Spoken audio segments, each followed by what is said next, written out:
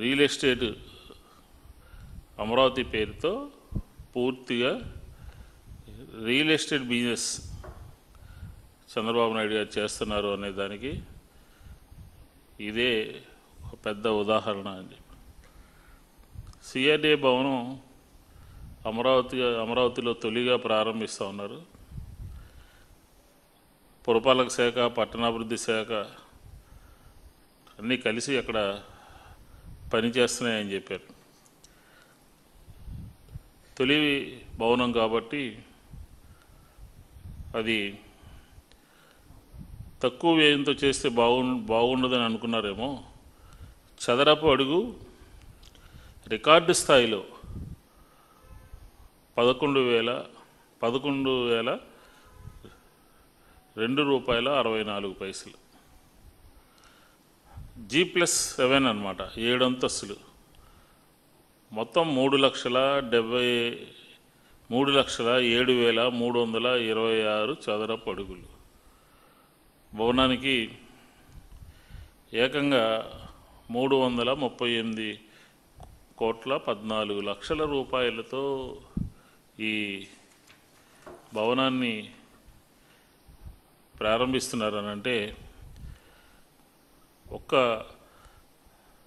ఈ భవన నిర్మాణ వ్యయం 8,616 కోట్ల రూపాయలు.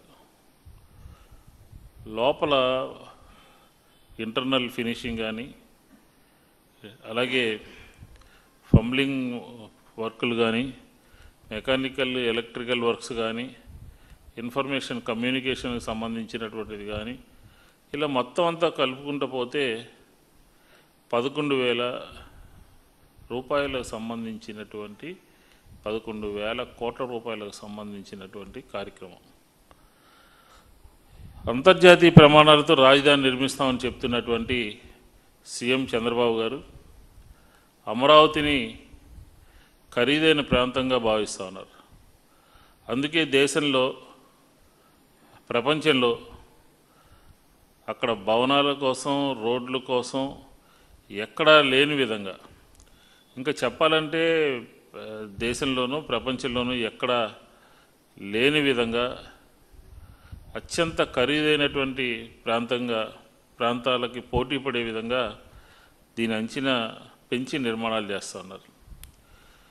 మన దేశంలోనే ఖరీదైనటువంటి బెంగళూరులో కానీ, చెన్నైలో కానీ, హైదరాబాద్లో కానీ అలాంటి ప్రాంతాల్లోనే అడుగుకి 4,000 రూపాయలు, 4,500 రూపాయలు ఉంటే, కానీ ఇక్కడ రాజధాని ప్రాంతంలో అమరావతిలో మాత్రం తక్కువలో తక్కువగా 8,500కు మించి ఒక అడుగుకి వ్యయం చేస్తున్నారు అని అంటే ఇందులో ఎంతటి అవినీతి దాగి ఉందో మనకందరికీ అర్థమవుతుంది.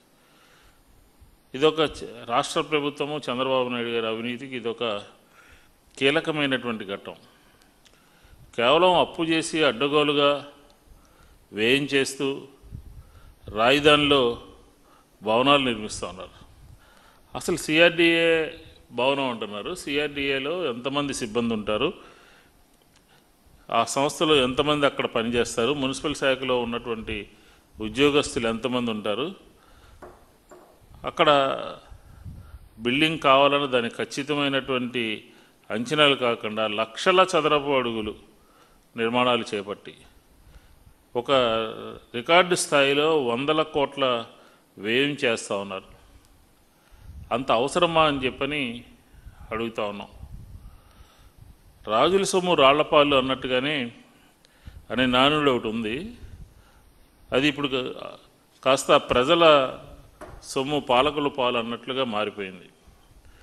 అవసరానికి మించి బిల్డింగులు నిర్మించడం, ఆర్థిక భారం వేయడం ఒక విషయం అయితే, అంతకు రెట్టింపు మించి వ్యయం చేస్తూ ఉన్నారు.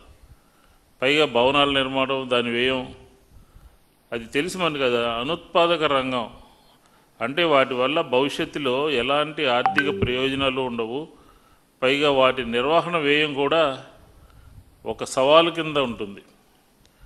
ఎందుకంటే సరైన నిర్వహణ, మెయింటెనెన్స్ లేకపోతే ఎంత ఖర్చు పెట్టినప్పటికీ కూడా అవి దీర్ఘకాలం నిలబడేటటువంటి పరిస్థితి అయితే ఉండదు అని చెప్తాను. మనకు తెలిసి ఒక 20 ఫ్లాట్లు ఉన్నటువంటి ఒక అపార్ట్మెంటులో ఉన్నటువంటి వచ్చేటటువంటి సమస్యలు ఏ విధంగా ఉంటాయో, మరి ఇన్ని లక్షల చదరపు అడుగులలో నిర్మిస్తున్నటువంటి భవనాల వ్యయం ఏ స్థాయిలో ఉంటుందో నిర్వహణ అసలు ఊహించడానికే సరైనటువంటి ఊహకే అందట్లేదు.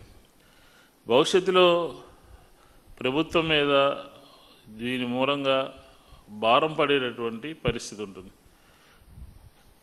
ప్రతిదీ నేను ఒక విజనరీనని, నాకు ఒక విజన్ ఉందని తనకు తానుగా గొప్ప చెప్పుకునే చంద్రబాబు నాయుడు గారు మాత్రం తనదైన శైలిలో రాజధాని నిర్మాణం కూడా అంచనాలు పెంచి దండిగా కమిషన్లు దండుకునేటటువంటి కార్యక్రమంలో భాగంగానే ఈరోజు సిఆర్డిఏ కార్యాలయం ప్రారంభమైంది.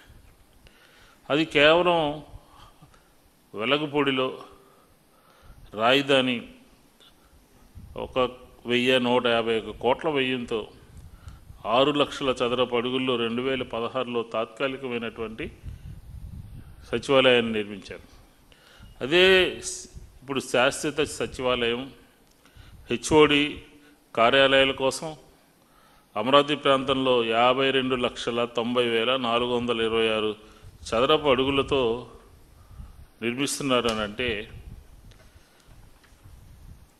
ఆ భారీ భవనాలు టవర్స్ నిర్మిస్తున్నారంటే ఇందుకోసం ఏకంగా 4,688.82 కోట్లు ఖర్చు చేస్తూ ఇప్పటికే కాంట్రాక్టులని అప్పగించడం జరిగింది.